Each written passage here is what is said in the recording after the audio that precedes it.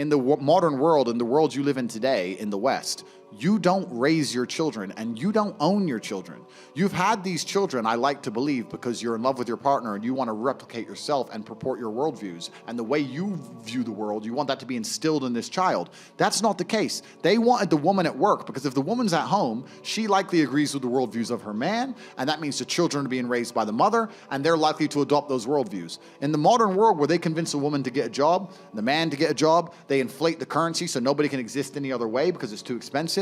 The parents are out working all day. The school and the internet and the matrix raise your children. Your children go to school all day and be told things that you may not want them to learn. Then they sit on the internet and read things and watch things you may not want them to watch. You talk to them for 10 minutes at the end of the day and they go to bed. You're fighting with your 10 minutes against endless hours of the most entertaining programming, or the most forceful programming. In school, it's forceful. On the internet, it's entertaining. Convincing them of ideas that you perhaps don't agree with. Have you ever tried to take your children out of school? You'll get fined. You'll get in trouble. No, your kids have to go to school. You have to give your kids away to the school. If you don't give your kids away to the brainwashing, you'll get in trouble. And the reason they're doing this is because they want to control the youth, because the youth is, of course, the future of the world. And you have to understand that this whole idea of feminism, this is what I'm saying. I'm saying that we shouldn't allow children to be brainwashed. We shouldn't separate them from their parents to the point where they're going to absorb ideals.